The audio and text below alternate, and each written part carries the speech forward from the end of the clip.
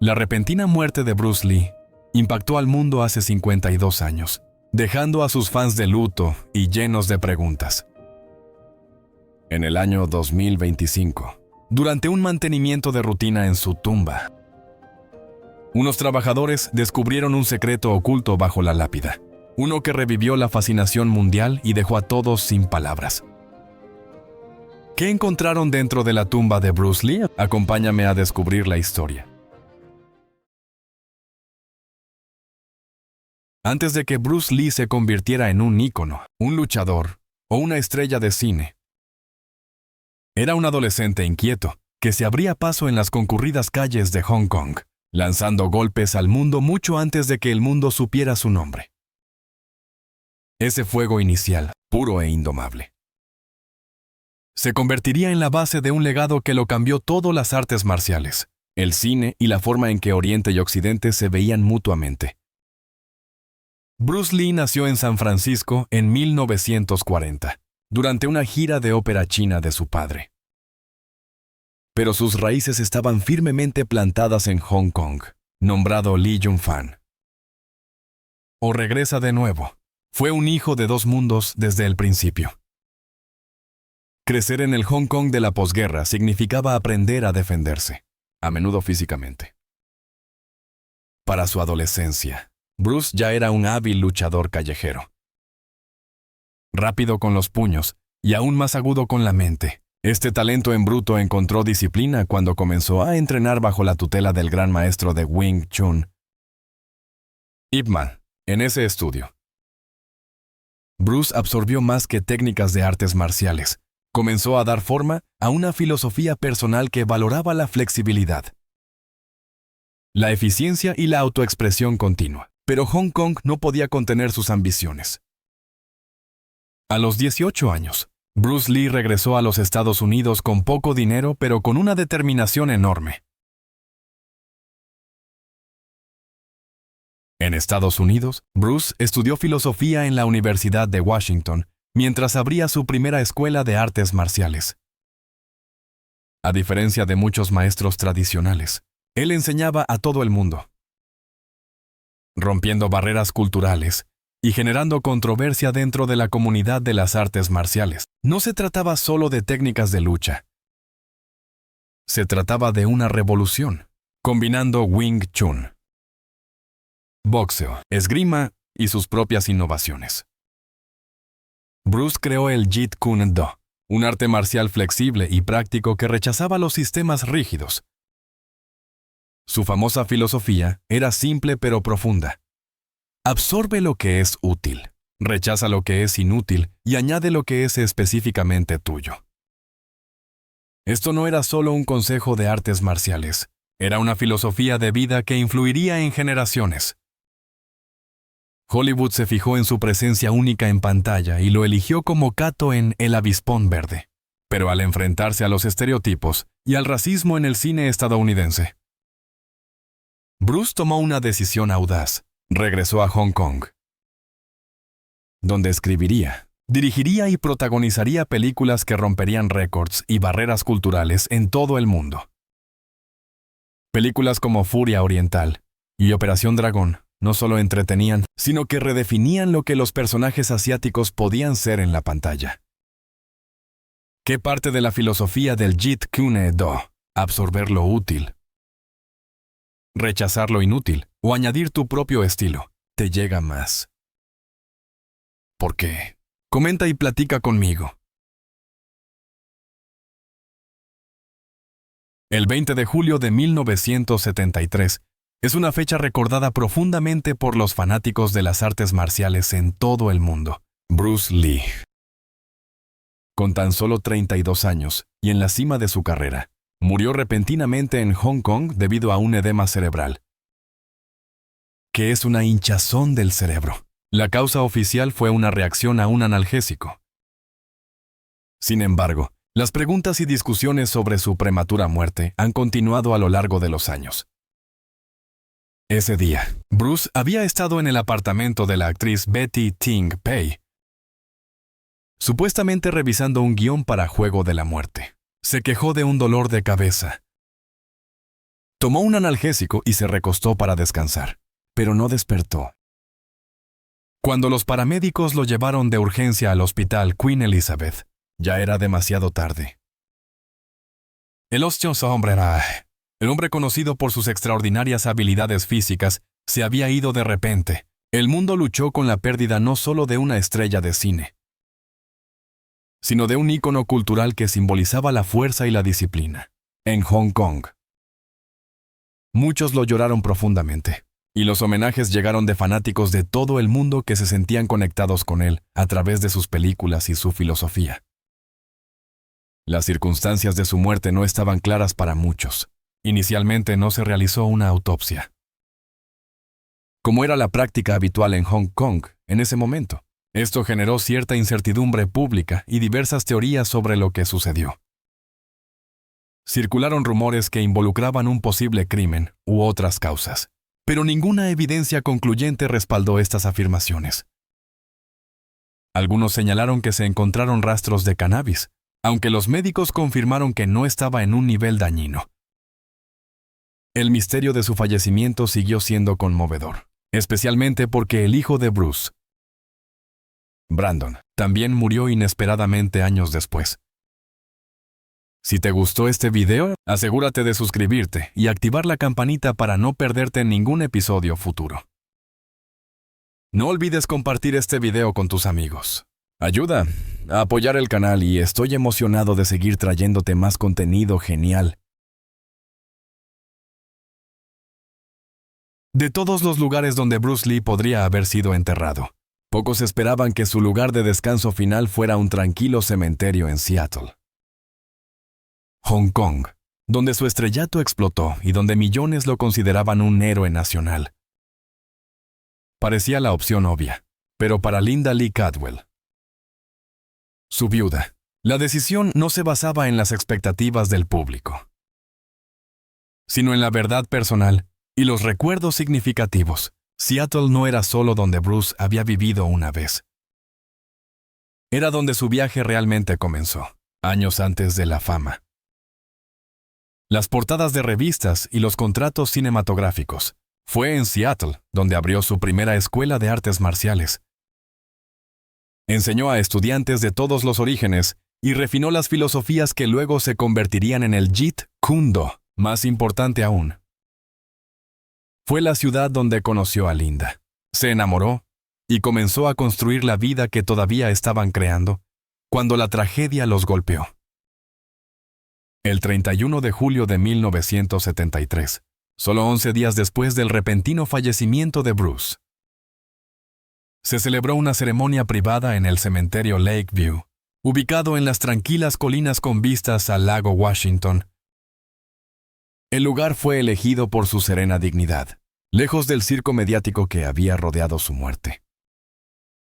Amigos y colegas, incluidas estrellas de Hollywood como James Coburn y Steve McQueen, se reunieron en respetuoso silencio mientras Bruce era sepultado.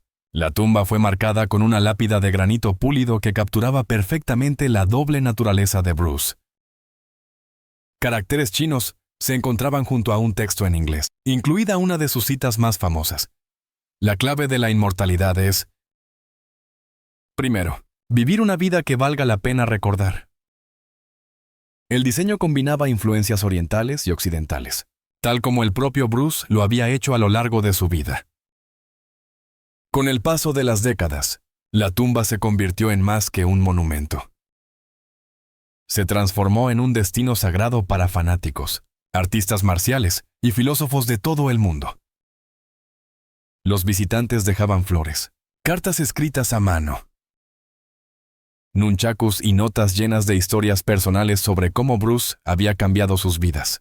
Para muchos, no era solo una tumba, era un salón de clases, un santuario, una fuente de fuerza e inspiración. Mucho antes de que el mundo lo viera como un ícono del cine o una leyenda de las artes marciales, Bruce Lee estaba derribando silenciosamente barreras que la mayoría no se atrevía a desafiar. En una época en que la raza dictaba las oportunidades y el control cultural era la norma, Bruce se negó a aceptar límites, especialmente aquellos construidos sobre prejuicios. Su impacto más duradero puede no limitarse al cine o al combate, sino a cómo ayudó a redefinir quién pertenecía y quién tenía voz, a principios de la década de 1960. Las artes marciales en Estados Unidos todavía estaban envueltas en la tradición y, a menudo, reservadas para círculos étnicos cerrados. Se entendía ampliamente que las artes marciales chinas solo debían transmitirse a otros chinos. Bruce Lee no solo ignoró esa regla, la desafió abiertamente. En su primera escuela en el barrio chino de Seattle, dio la bienvenida a estudiantes sin importar su raza, origen o experiencia. Jesse Glover, un afroamericano, se convirtió en el primer estudiante e instructor asistente de Bruce.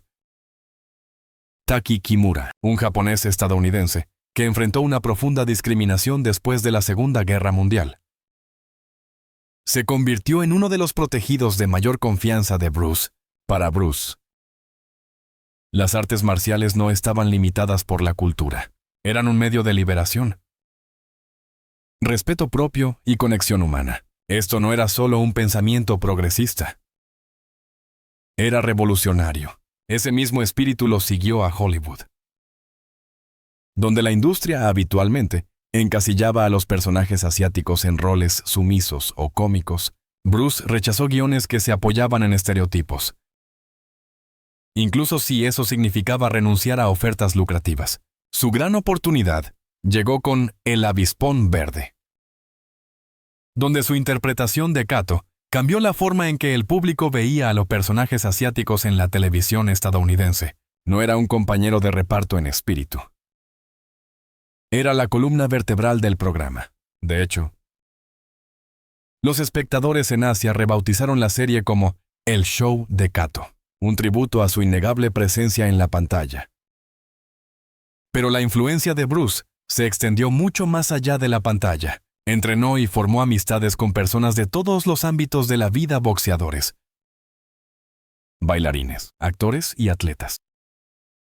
Entre ellos se encontraba Karim Abdul-Jabbar, quien no solo aprendió artes marciales bajo la guía de Bruce, sino que también apareció junto a él en Juego de la Muerte. Su vínculo, forjado en un momento en que Estados Unidos todavía lidiaba con el movimiento por los derechos civiles, reflejaba la profunda creencia de Bruce en el crecimiento personal a través de la disciplina compartida, no de la identidad compartida. Su mensaje era simple pero radical: sé como el agua, adaptable, inclusivo e imparable.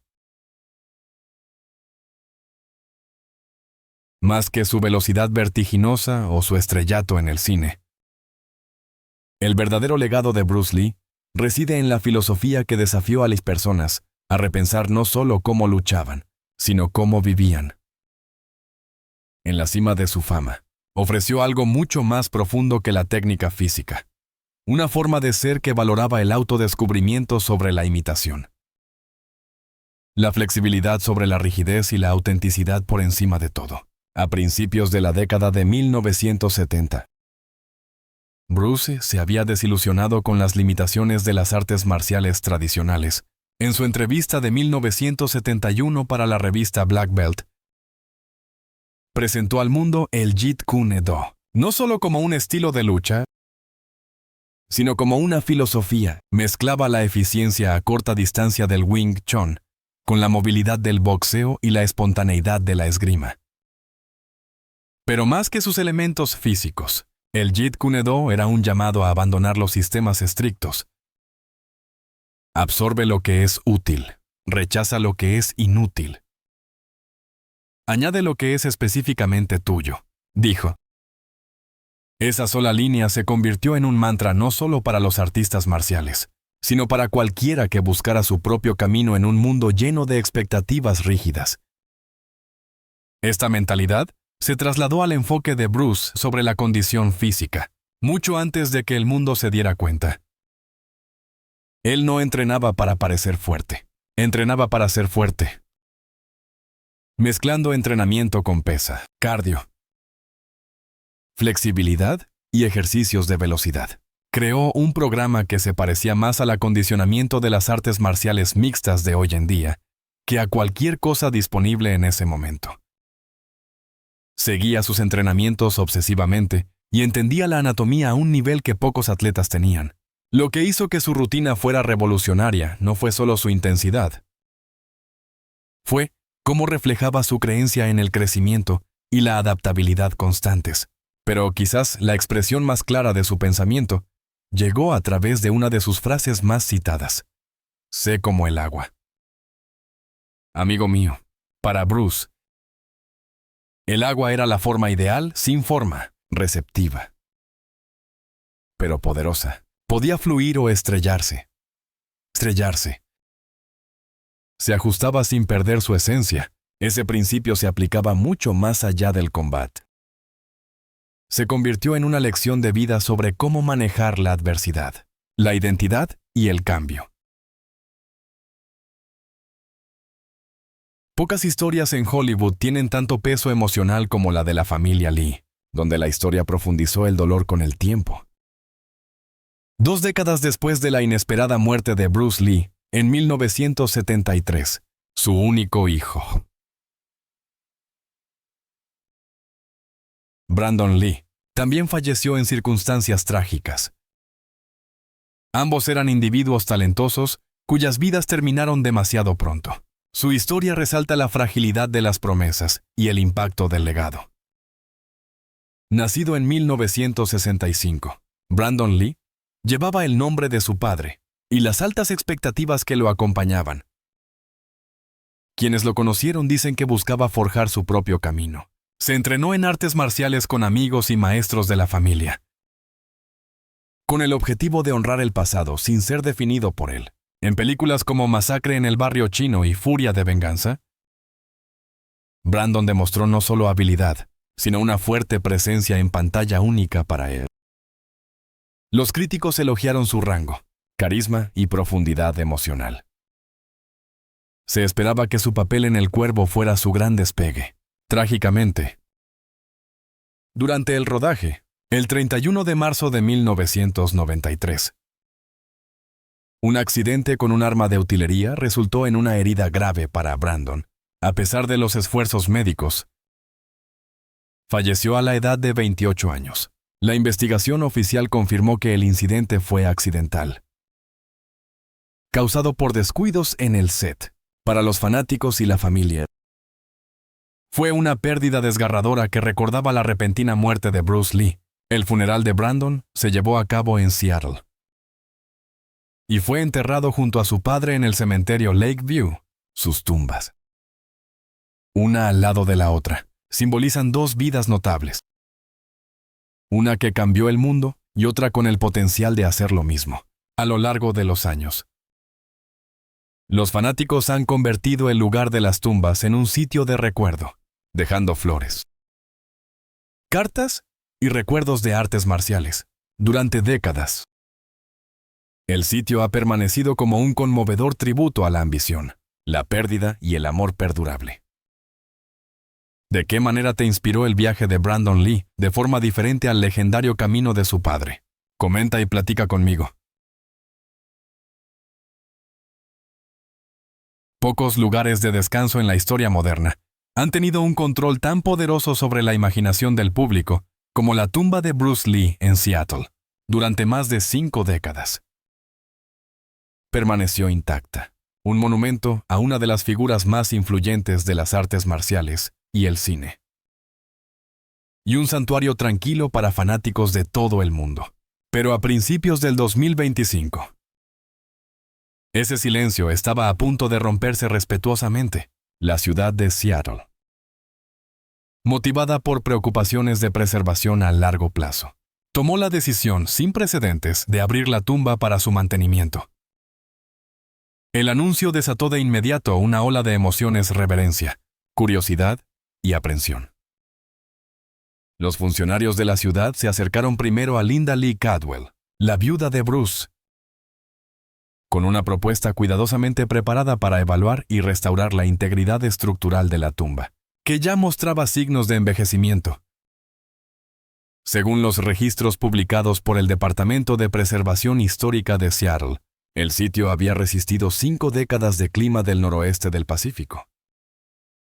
Pero ahora requería atención para garantizar que durara otros 50 años. Para Linda, la decisión no fue fácil. En una rara declaración pública a The Seattle Times, admitió tener profundas dudas, diciendo que la tumba siempre había sido más que piedra y tierra. Era un terreno sagrado. Aún así, dio su bendición, conmovida por la idea de que mantener el sitio era una forma de honrar el legado de Bruce, no de perturbarlo. La planificación de la preservación implicó tanto tecnología avanzada como un profundo sentido de responsabilidad cultural.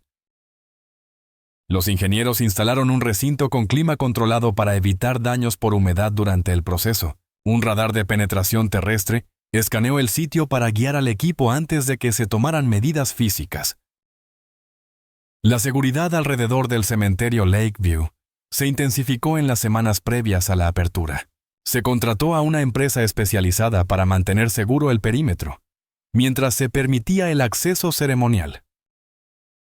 Shannon Lee, la hija de Bruce, trabajó en estrecha colaboración con monjes budistas para organizar rituales que honraran la herencia de su padre antes de que comenzara cualquier trabajo. Lo que estaba destinado a ser un esfuerzo de preservación sencillo se convirtió rápidamente en un momento decisivo en la historia continua del legado de Bruce Lee. En una tranquila mañana del 2025, con el mundo observando, la tumba que había permanecido sellada durante más de medio siglo finalmente se abrió. No fue la ingeniería ni la tecnología lo que cautivó los corazones. Fue el peso de la historia. Por primera vez desde 1973. El lugar de descanso final de Bruce Lee ya no era solo un símbolo, se había convertido en un capítulo vivo que se desarrollaba en tiempo real. La operación comenzó cuando los monjes budistas se reunieron en el cementerio Lakeview en Seattle, realizando una ceremonia tradicional al amanecer. Sus cánticos resonaron suavemente en el sitio, ofreciendo un anclaje espiritual antes de que se levantara una sola herramienta. Shannon Lee, de pie entre ellos, llevaba la presencia tanto de hija como de guardiana, anclando el momento con una serena dignidad. Estos rituales, coordinados con organizaciones culturales locales, honraron la herencia de Bruce y marcaron la pauta para las horas venideras, dentro de la zona de trabajo controlada. Un equipo de preservación especializado se puso a trabajar. Cada instrumento fue esterilizado. Cada paso fue planeado con anticipación. El sello de granito, tallado con las palabras guía de Bruce y desgastado por décadas de estaciones, fue la primera barrera. A medida que se retiraba gradualmente, una mezcla de reverencia y tensión se apoderó del equipo. Debajo de él había una compleja serie de capas protectoras, diseñadas en 1973 para preservar no solo los restos de Bruce, sino también cualquier objeto colocado junto a él. Su durabilidad hablaba mucho de la previsión de ese diseño original. El equipo de preservación avanzó con precisión deliberada, utilizando sistemas de iluminación de bajo calor y monitoreo ambiental en tiempo real, para evitar el más mínimo daño. Observando de cerca, Linda Lee Cadwell proporcionó información que solo ella podía dar. Explicó el significado de cada capa. Cada compartimento, desde compartimentos de incienso extraídos de las costumbres funerarias chinas hasta cámaras selladas al vacío destinadas a albergar artefactos personales. Cada detalle reflejaba la identidad única de Bruce, un hombre igualmente arraigado en la tradición antigua y el pensamiento moderno. A medida que se alcanzaba la última cubierta protectora, la anticipación flotaba en el aire como una respiración contenida. El equipo se detuvo brevemente, revisando sus notas y escaneando el espacio por última vez. Este era el umbral. Detrás del último sello podrían yacer recuerdos intactos. Notas escritas a mano, o artículos que Bruce había elegido como sus compañeros finales. En el momento en que se levantó el sello final de la tumba, no fue lo que el equipo vio. Lo que los impactó primero fue lo que sintieron. Preservado bajo la piedra durante más de 5 décadas, el aire dentro de la cámara funeraria de Bruce Lee no solo llevaba el aroma del sándalo, sino la abrumadora presencia de una vida congelada en el tiempo. Todo lo que había dentro había sido colocado con tal intención y preservado con tanto cuidado, que entrar se sentía menos como abrir una tumba y más como entrar directamente. En 1973. Lo que realmente distinguía a esta tumba no era su tamaño o grandeza, sino el increíble estado de los artefactos que contenía. Mientras que la mayoría de los lugares de entierro de su época muestran signos de inevitable deterioro, el lugar de descanso de Bruce Lee desafió el tiempo.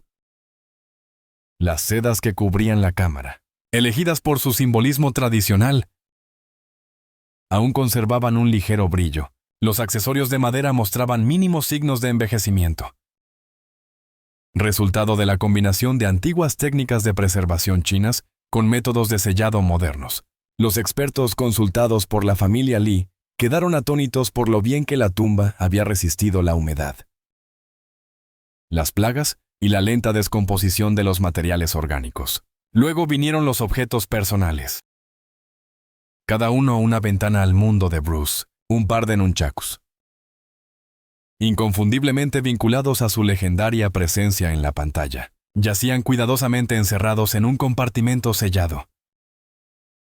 Su acabado lacado permanecía intacto por el paso del tiempo. Shannon Lee confirmó en una entrevista del 2025 que formaban parte de una colección privada que Bruce había apartado durante el rodaje de Operación Dragón.